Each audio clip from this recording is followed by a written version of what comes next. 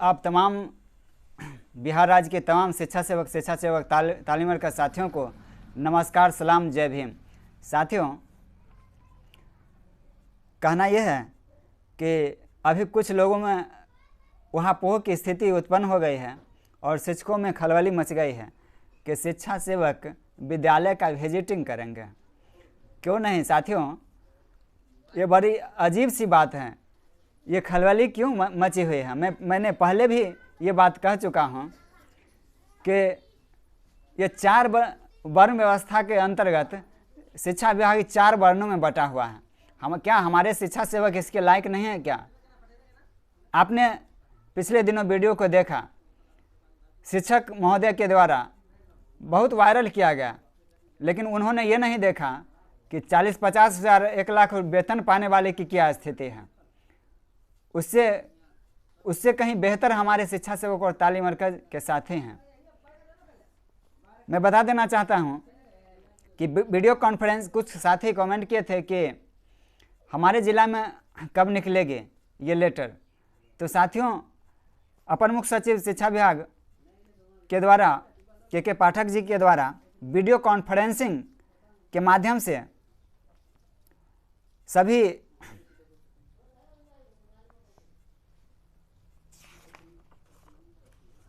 निदेशक जन शिक्षा विभाग बिहार पटना द्वारा वीडियो कॉन्फ्रेंसिंग के माध्यम से सभी शिक्षा सेवक तालीम मरकज के प्रतिदिन अब ये जो है हर एक डिपो साहब जो हैं जिला कार्यक्रम शिक्षा पदाधिकारी, जिला शिक्षा पदाधिकारी अपने अपने अनुसार से अलग अलग ढंग से लेटर निकल रहे हैं। जिसमें आपको बता दें कि अभी अभी लेटर सारण, गोपालगंज, मधुबनी, मुजफ्फरपुर, दरभंगा ये इस ज़िले में निकल चुकी है और हम देख रहे हैं कि सभी ज़िले में कुछ न कुछ अपने ढंग से ये लेटर का मेंशन कर रहे हैं।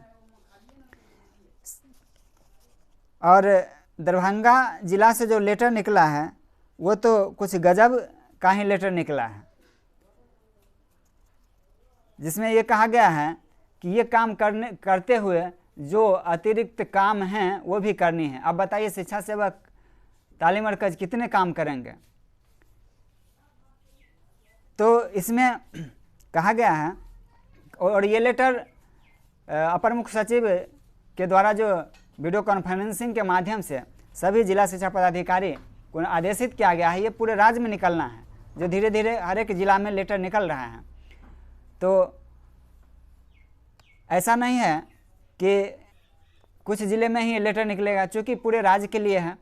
तो वीडियो कॉन्फ्रेंसिंग के माध्यम से प्राप्त निर्देश के आलोक में सभी शिक्षा सेवक तालीम मरकज से विद्यालयों का पर्यवेक्षण कराने का आदेश प्राप्त हुआ है। प्राप्त निर्देश के आलोक में प्रखंडाधीन कार्यरत सभी शिक्षा सेवक तालीम मरकज कार्यरत पंचायत के अधीन प्रत्येक दिन एक विद्यालय का सप्ताह में 3 विद्यालयों का 2-2 दिन पर्यवेक्षण करना सुनिश्चित करेंगे। प्रत्येक दिन एक विद्यालय का और सप्ताह में 3 विद्यालय का 2-2 दिन पर्यवेक्षण करना है। और ये टाइम जो है 11 बजे से 1 बजे तक करके और प्रत्येक दिन ये रिपोर्ट व्हाट्सएप के माध्यम से बीआरसी व्हाट्सएप ग्रुप पर प्रतिदिन उपलब्ध कराना है। तो इसको लेकर के अब शिक्षक महोदय में ये हो गया है कि अरे ये तो शिक्षा सेवक निम्न जाति का लोग है, ये विद्यालय का विजिटिंग कैसे करेगा? तो साथियों, मैं ये बता देना चाहता हूँ कि किसी भी मामले में हम लोग शिक्षकों का बहिष्कार करने की नहीं सोचते हैं और न ही आवाज़ उठाते हैं, लेकिन ये शिक्षक महोदय की क्या पड़ गई कि शिक्षा सेवक के लिए जो अगर कोई आदेश निकलता है तो इन लोगों को मिर्ची लगने लगती है। साथियों, मैं बता देना चाहता हूं कि घबराने की कोई आवश्यकता नहीं है। आपको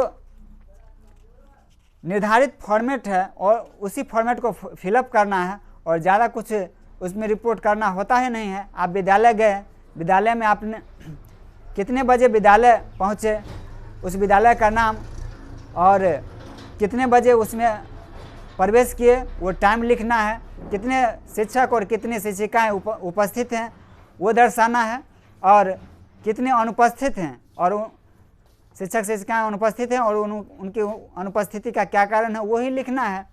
मध्याह्न भोजन की स्थिति क्या है, साफ सफाई की स्थिति क्या है, ये रिपोर्ट करनी है। और ये तो कोई बड़ी बात नहीं है।